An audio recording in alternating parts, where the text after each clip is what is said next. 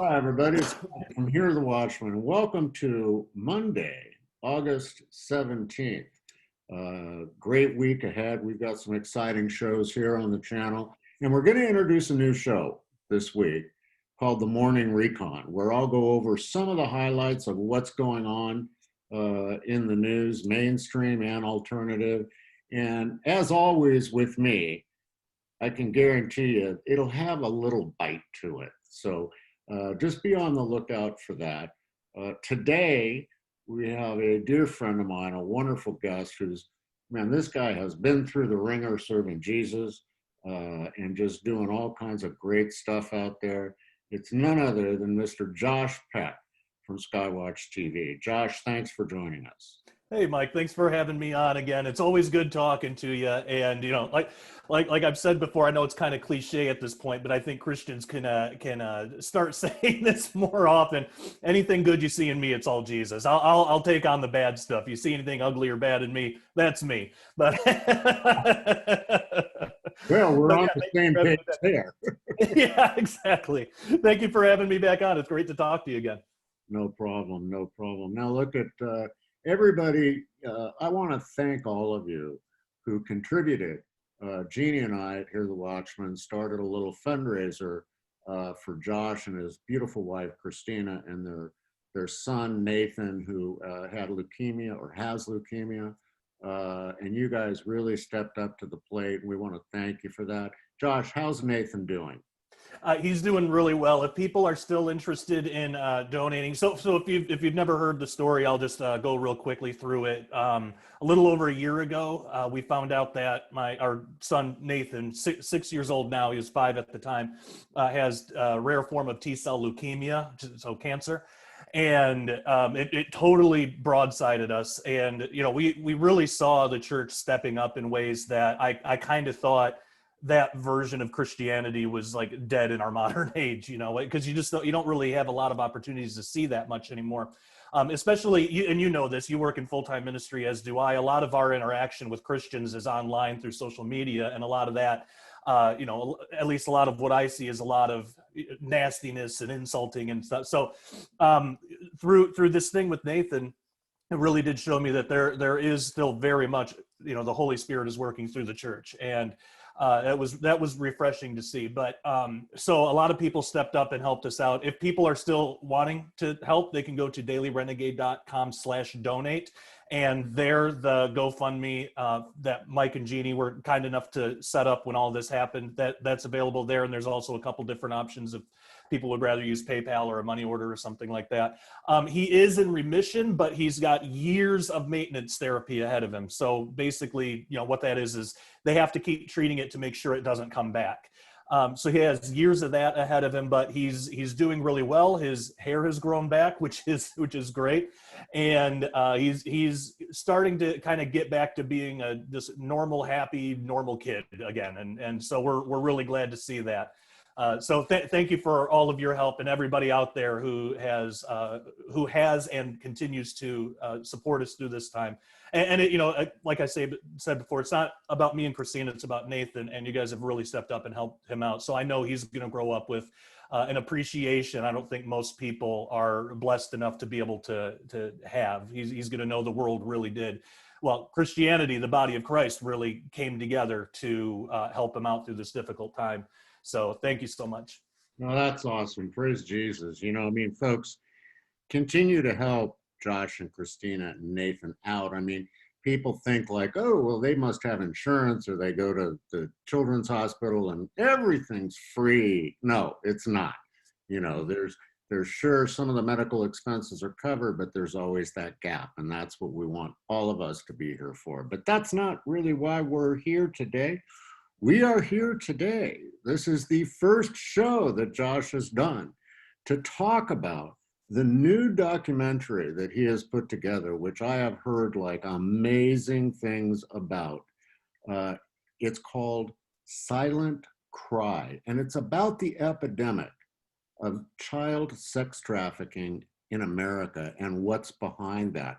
It's going to be released through Defender Publishing via DVD, and he's going to do some online things and try and get it on some of the other streaming avenues available out there. He just came off of doing a piece for the History Channel called Forbidden History. He's out there doing the work, doing the deal, and we're going to talk about a very serious epidemic sweeping across America, which is child sex trafficking, which I think, Josh, in a lot of ways, came to light more and more to the public. You and I and some others have known this is going on for a long time, but it came to light when Jeffrey Epstein got busted for his, evil doings. And that's, of course, still going on. And who knows who was involved in all that. Maybe we'll find out when his madam here, when they release the testimony and all that. But that doesn't really matter. It's about what's really happening in America. Josh, tell us about the film, why you did it, and what we can expect to see. Absolutely. So I want to say right off the bat, so we don't get a whole bunch of people calling Skywatch and driving the ladies who take the orders crazy. It's not available yet. So this interview, as of the time of this recording, it's not available yet, but it will be in a few weeks. So this is a really good time for you and I to start talking about this to get people ready. It will be available through Skywatch TV. So skywatchtvstore.com is the best place. And we're also including a bunch of bonus materials with it that aren't going to be available anywhere else, so only exclusively through Skywatch. Now, about the film, I have the DVD here. We just got these, so let me try to do it in a way where we don't get a glare. One of these, maybe like that. But the subtitle is "The Darker Side of Trafficking," which on the surface that seems like an odd title. Isn't sex trafficking, child sex trafficking, isn't that as dark as it gets? There is a spiritual underpinning to this whole thing that a lot of times gets, I don't know, I don't want to use the word ignored because I think it's unintentionally done, but there's a spiritual side of this that typically does not get addressed, that in the film we do address. In preparation for the film, I watched like literally every documentary on child sex trafficking that I could find, because this problem is so prevalent and it requires so much attention. I don't want to rehash anything. I wanted to make sure that I was putting fresh information out there that's not just a rehash of everything else that's done, because people need this information. So we also, because we're talking about things that some might classify as conspiratorial, which you brought up Jeffrey Epstein. There was a time not that long ago that all of what we found out was true about Jeffrey Epstein and his crimes. There was a time where that was thought of as conspiracy theory as well. And it turned out people who just had the common sense to look at the facts that were available at the time, know what was going on and not deny them. Turns out those people were right. So everything that was claimed about Jeffrey Epstein turned out to be true in regards to trafficking and pedophilia and all that. And probably even more is going to come out, as you mentioned already. So we wanted to make sure that we didn't go sensational, because the truth is already so horrifying that we don't need to make it sensational. We don't need to exaggerate it. So we made sure we really stuck with the facts in the film, but also we don't sugarcoat anything. So this film does go in areas that I like I said, I've watched every film I could find on the topic, and I haven't seen any go into these areas like we do in Silent Cry. I want to throw out some statistics right off the bat, just so people realize how big of a problem this is, because there is this conception that this is kind of a rare thing. And even with everything coming to light this year, and there's a lot coming to light, but even with that, we have to be careful to separate the sensationalism from what we can actually corroborate, what's actually evidence. So not getting into sensationalism, but just purely on the evidence, these statistics are horrifying. America is ranked one of the worst, actually number one in being the worst country for human trafficking. 1 out of 4 victims of trafficking are children. So 25% are children, that's horrifying. About 500,000 kids are being trafficked in America per day. So that's not even, out of all time. This is not a worldwide statistic. 500,000 kids every day are being trafficked. And those kids get cycled out because of the death rate, which I'm going to get to in a minute. But a child who is trafficked is raped on average 5 to 15 times per day. So that's every day for these kids. Only 1% of the crime of trafficking is ever even reported. So that's why there's this kind of stigma that it's a rare thing. It's not rare, it's just rare that it's reported. Most of the times it's not reported. The average ages is horrifying because on the surface, it's about what you would expect, but there's a really dark reason why that is. So typically when we think of child sex trafficking, we think of people, kids like 12 and up, like teenagers basically. But the reason for that is horrifying. So the average age of girls actively trafficked is 12 to 14 years old and boys is 15. But the reason is the numbers are kind of skewed because the average life expectancy of a child who is trafficked is only 7 years. So because of that, the average life expectancy is 7 years, which means half of the kids die even younger than that. But because of that, those children, because again, they get cycled through this horrible system, those aren't counted in the average age because the average age is of living children who are being sex trafficked. If we factored in all of the children that die, the average age would be much, much lower. So that's horrifying. So now, and kids die, the way that they die is either by violence from the trauma of the rape itself, because it's an incredibly violent act, or they're given drugs most of the time. Suicide even. There are young children that live this life that kill themselves because they see no other way out. And I mean, these are kids. These are kids at ages they shouldn't even know what suicide is. I mean, my own children, these are kids about like their age. They if I asked them, do you know what suicide is? They would have no idea because they don't live in a reality where that it's necessary to know that. Unfortunately, these children do. And sometimes they commit suicide just to escape the abuse, or they die alone on the street. Once a child has been used up, and because these traffickers will get fresh children continually coming in through a wide variety of means. It's not only kidnappings, that is part of it, but they'll even send child recruiters into schools to recruit other children. So you have 9-year-olds recruiting 9-year-olds because again they're being threatened, they're being abused, they don't know any better, they don't have any way out. Because they get such a fresh supply of children. I hate to say it like that, but that's how they view this. A lot of these kids end up dying on the street, but again, only 1% of that crime is ever reported. So that's why we never hear about this. And I can mention who's in the movie as well. I really wanted to limit this to experts who are working in the field. So I did not include anybody that just has an opinion about this topic, because everybody has an opinion about it. And we didn't want that. I wanted actual experts who are working on the front lines, working in this field today, and who were willing to talk with me on camera, because there are a lot of people who work in this that aren't as outspoken as others, because it is a very dangerous cause to be involved in, but it's also very necessary.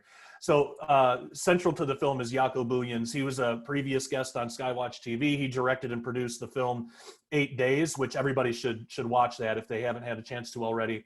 And he did that to raise awareness about the reality of sex trafficking in the United States. He's the founder of Share Together, a nonprofit organization fighting against the global crisis of sex trafficking. We also have his sister, Alanka Deaton. She is a survivor of child sex trafficking. So she's seen this from the inside. She tells her whole story in the film. We have David Heavener, who's a producer, actor, musician, filmmaker. He speaks openly about sex trafficking that he's seen firsthand in his association with Hollywood. Today he works with victims of trafficking and satanic ritual abuse. We have Stephen Bancars. He was also a previous guest on Skywatch TV for our book together. He and I wrote a book together called Second Coming of the New Age. He's an investigative researcher into sex trafficking and Satanism, and before becoming a Christian, he was one of the most well-known voices in the New Age movement. So he's able to speak to the occult side of this whole thing, which that's something else that we do deal with in the movie, because that's almost never reported. We have Thomas Dunn. He's a filmmaker and director of the movie Detestable. He's an advocate for victims of satanic ritual abuse. He works with other experts to assist people coming out of satanic ritual abuse, helping them to adjust to normal life. We have Joe Horn. He's the chief operating officer of Skywatch TV. He helps run Whispering Ponies Ranch, which is a ministry that we have here at Skywatch. It's a ministry dedicated to helping children heal after being rescued from sex trafficking and abuse. And he helps in that alongside his mother and father. And he's also author of the best-selling book Time Bomb, which I actually see right behind you there. Excellent book for people who want to start taking their health seriously. That's probably the best resource I could recommend on that. And then we have Tom Horn. He's the CEO of Skywatch TV. He helps run, Whispering Pony Ranch alongside his wife Nita, in order to bring healing to children victims of sex trafficking. He works to educate families about the dangers and unfortunate frequency of child sex trafficking, and he's also author of the book Shadowland, which inspired parts of Silent Cry, because in that book he talks about Jeffrey Epstein and how a lot of this child sex trafficking stuff is coming to light. So I really tried to take care to only get experts who are actively working in this field today, who have a proven track record of not being sensational. So when people watch the film, while there are going to be parts of it that sound sensational, there are actual corroborated facts, and what these experts say, they back up with facts. They cite their sources. And when it is something that is, are things that they've seen in the field, they make mention of that as well. So where these things are coming from. And especially with the occultic side of this. I mean, if you ever hear child sex trafficking reported in the mainstream media, that is rare already. But if you ever hear it, you never hear of the occult side of it, because it's tied into things like the satanic panic, and people think that it's all just conspiracy, it's all fake. But we show in the movie, despite what people think on the surface about satanic panic, there were fraudulent things, but there were also children that were being abused. The same thing is happening today. There is a level of sensationalism around this topic online, in people's private blogs or on their Facebook posts, people who don't vet evidence correctly and just share anything that they see. There is a level of sensationalism around this topic. So in the film, what we try to do is separate the sensationalism from the actual truth, because the truth is horrifying enough. We don't need to sensationalize it. And we're never going to make any headway unless we deal with the truth of the matter. And, ultimately what we want to do is end this epidemic. So we do that in the film. We teach people how they can vet their evidence properly and give people practical steps, what they can do at home, what they can do in their own lives to help mitigate against this horrible evil in our country. And while it does include, supporting ministries like Whispering Ponies Ranch, it's not limited to that. There's also a lot of other practical steps that if somebody can't, afford to donate to a ministry that helps in this area, there's a lot of steps that people can take just on their own. And so we lay all that out in the film. Josh, it's interesting. I love what you've done and the way you've put it together. But I think, number one, it's just great to get the message out there that this is really going on, because I think you're right. I think that, when mainstream media does talk about it, it's like the Jeffrey Epstein thing. I mean, it's like they can get a lot of viewership, and their ratings go up. That's all they care about. Now, I think one of the big confusing things out there in America about child sex trafficking is what it is. Where do these kids come from? And people tend to think like, well, are we just talking like little, dirty pictures? I mean, what, and without getting into graphic details, Josh, I mean, where do these kids come from and what is being done with them? We talking prostitution? Oh yeah, definitely. All manners of abuses are done to these children, unfortunately. A lot of times when we hear of some type of sexual abuse against children. Usually it's a report of somebody getting arrested because they had child pornography on their computers. And a lot of times we look at that and say, okay, well, that guy's a pervert. That's, you know, disgusting. Glad he's in jail. And then we don't really give it much thought. But and like you said, without getting too graphic, what had to happen for those pictures to even be available in the first place? Well, that child either had to be, you know, by their parents or by strangers. They had to be taken into this situation where they were put in these sexual experiences that they don't have the framework in their own minds because they're too young to even understand what's happening to them, even just for one picture to be taken. So one picture is more than just, well, he had some pictures, let's give him a lesser sentence. It's more than that. What had to occur in order for that picture to even exist? So you also asked where did these kids come from? And a lot of times there's this idea that all these kids, like, all it is they're only kidnapped. They do eventually, that sometimes is the case, but that's not always. There are kids that are being sex trafficked that some of them still go home and their parents don't know what's going on. You know, they just know that their child is maybe more withdrawn than usual, or maybe they seem to lash out in ways that they wouldn't have before. And the parent might be inclined to think, well, you know, they're becoming a teenager. That's just kind of what teenagers do. And so I think that happens quite a bit too. There are cases of sex trafficking where the parents don't know because the child hasn't been, you know, traditionally kidnapped. Now, the kidnappings do happen as well. That happens quite often, but it's not always a kid being snatched off the street. There are a lot of YouTube videos that show that does happen more frequently than we like to think it does. But like I mentioned before, sometimes it's you know, these traffickers will bring a child into the fold, you know, give them a lot of candy, video games, you know, act really nice at first to kind of gain their trust, and then they'll get the child to go and recruit other children without realizing what they're recruiting these children for. So they'll target, they have specific things that they'll look for to target kids. They'll look for somebody like a kid who's kind of more withdrawn or not as close with their parents. Something really shocking that Jaco Booyan said in the film is, he said, you know, there is definitely a problem with this in you know, child protective care for sure. But he said that the child that's most at risk is a child who's more in like a middle class, where so there is definitely a problem in more poor communities with this. But he said that the child that's most at risk is somebody who's middle class, who, you know, escapes into a cell phone to kind of hide the problems that they might have at home. You know, the dad, you know, he might live in the family, but he's not really there for his kids. Maybe he's too focused on work or something. He's not really being a father. So the child is craving, you know, especially girls, they're craving that fatherly attention, which makes it really easy for a trafficker to swoop in and kind of be that hero, you know, for a little while.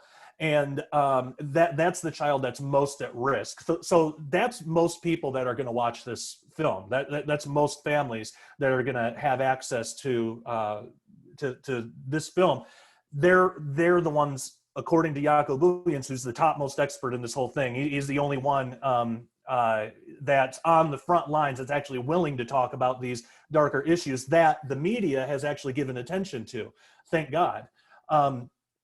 And so, I mean, that's a good thing to see, but Jaco, he can't do this on his own. You know, he needs all of us to help out. So that's why we have to be really careful on what we choose to accept as fact and what we may disregard as sensationalism. There are a lot of sensationalist sounding things that are actually factual, but there's also a lot of factually sounding things that turn out to be sensational. So this film really does cut through all of that, separate, you know, the wheat from the chaff. We just separate the sensationalism from the truth and just give people what's really going on, because that's shocking enough, and it can be backed up with very strong evidence. That's the things that we should be focusing on, and getting that into people's homes, I think, is most important, because prevention is a big part of ending this problem. Wow, great work that you're doing. And, you know, folks, I mean, think about it. You know, child sex trafficking it's not anyone's problem. It's everyone's problem. And if we don't all stand up, especially Christians, part of the remnant body of Christ, if we don't stand up to this, no one else will. You see something, do something. I'm not telling you to get your binoculars out and be a Nazi spy, but I'm telling you, if you see something concerning, say something, question it, look into it, find out what's really going on behind that closed door. Josh, thank you so much for joining us. I know you've got a crazy day there at Skywatch TV and doing what you do. And Oh, my pleasure. side, If I could, I'd like to interject one more quick thing. I want to take away some blinders from your audience. Some of your audience is going to hate me for this, but it's got to be done. I want to, and we do this in the film too. I want to take away people's option for ignorance on one matter. There is something that everybody can do right now. According to some studies, 68% of Christian men are, and it's a high percentage of women too, but it varies. Some say it's 40, some say it's 60, but it's a high percentage of women too. But at least 68% of Christian men, and these are just the ones that admitted it, so it's probably a higher number, use pornography, are addicted to pornography. Even if you use it once, that's still, you use pornography. There is a direct one-to-one link between pornography and child sex trafficking. Even if the person is not viewing child pornography, for one thing, you can't ever really be sure. Pornhub has been, which is like the largest purveyor of pornography in the world right now, they have been implicated, showing that they have had children on their site. So there have been people that have viewed child pornography without knowing it. They're not good at vetting their so-called actors and actresses. But I'm not going to get into all of the details on how this connection works because there's just not enough time, but it is easy to find. If you view pornography, you are actively supporting child sex trafficking. So if you don't want to support it, you can choose to not believe me, but then at least look up that claim. Just look up pornography, child sex trafficking connection. What are the connections? And look up reputable articles and sources. There are a million of them. This is a very well-established fact, and it's easy to back up. So I want to take that little bit of ignorance away from your audience, as I've done with my own as well, and say that there's no innocent use of pornography. And it goes more than just you shouldn't do it because you're a Christian. That is true. You should not do it because you're a Christian. But if you do it, it supports the market for child sex trafficking. And you viewing one video could mean one more child somewhere else in the world now has to live a life of abuse and rape because of that one view. That is how direct this connection is. So I just wanted to throw that out there for your audience, just to take away any ignorance on this topic. So that is one thing that if people viewing, if you do view pornography, that's something you can stop immediately, and you should take steps to stop that. Even anything contributing to this over-sexualized culture, even if there are just movies that use sex as a selling point. There's a lot of comedy movies that aren't technically classified as pornography, but they're classified as comedy movies. And these have been around for a long time, but really what their main drive is, they're selling sex, especially to teens. Even supporting like that is supporting a culture, a society that's over-sexualized, and it's creating more of a market for this child sex stuff. So even something like that. So there are practical steps that people can do in their own homes and in their own lives. And that's just a couple examples. We give several more in the film. So hopefully I didn't just make your audience hate you for having me on and me ruining all of their fun and entertainment. But you know what, I think the lives of our children are far more important than what we might take physical pleasure in this world. So I think it's best for us to abstain from all of that. There's a reason that the Bible says to do that anyway, and I think this is just one of those. Well, Josh, I'm glad you brought that up, and don't worry about pissing my audience off. I do that very well, all on my own.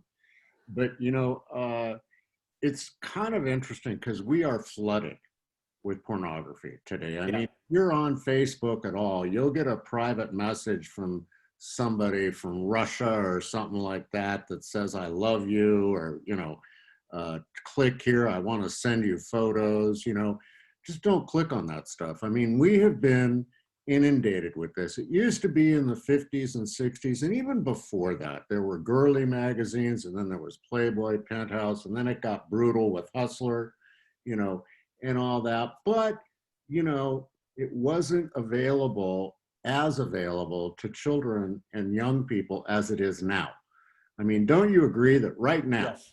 there is a proliferation of porn out there where, I know that there are young kids out there that have seen things and know things that at 61 years old, I don't even know and don't want to know.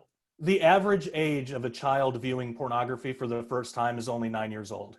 That's the culture we live in, and it's getting younger and younger and younger. And it's because you don't have to actively search for pornography to find pornography. Pornography will find you, because this is the society that we live in now.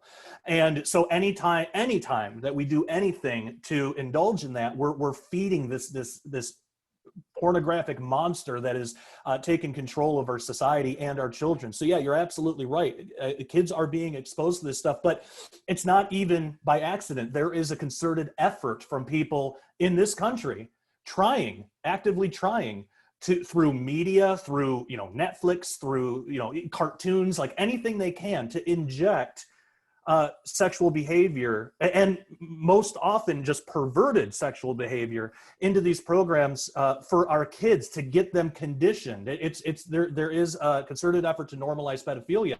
And actually, I should mention this too. We have Defender has a virtual conference coming up very soon, and also you do too. The Hear the Watchmen, which I submitted a video for you as well. So thank you for inviting me into that. On the Defender conference, which people can look it up, it's defenderconference.com, I believe. It's called Stand 2020. But in that, I give 2 presentations. One of them specifically deals with the cultural normalization of pedophilia, and I give several examples. It would take me weeks of just straight video, just nothing but video, if I were to list out every example, because there's so many of them.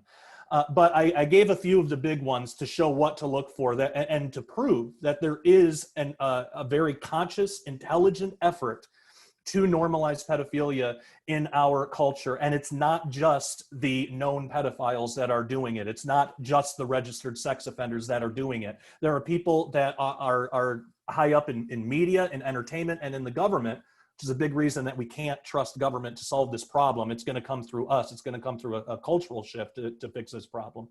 But it's from these higher ups where there's an actual concerted effort to do this. So the only way that they fail, it's easy. We just don't let them win. We deny this stuff. We abstain from this stuff. We don't invite this stuff into our homes. We take their funding away. We've heard the term vote with your dollar.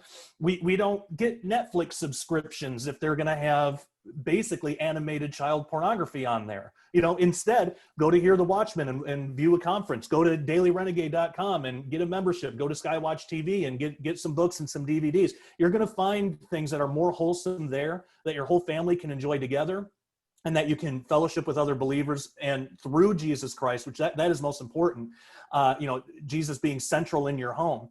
Us all making that choice to put Jesus first, and to not be so focused on entertainment and busying our minds with this senseless stuff. That is what's going to solve this problem. So that I make the case in the film that the only way this gets fixed is through the individual first. This is not a top-down solution. It doesn't exist. It'll never happen.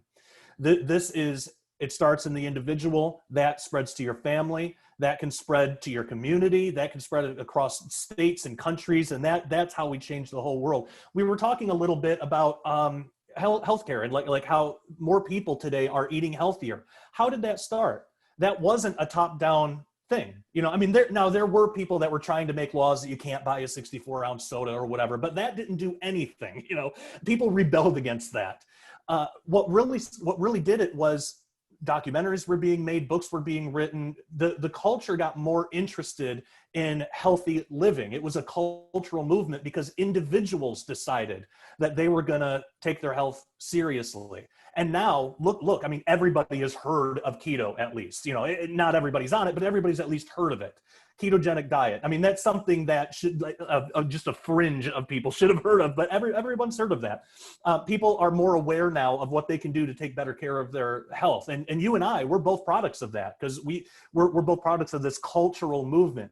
There's no reason that the same thing can't happen with ending child sex trafficking. The only way it doesn't happen is if we as individuals keep choosing to ignore this issue.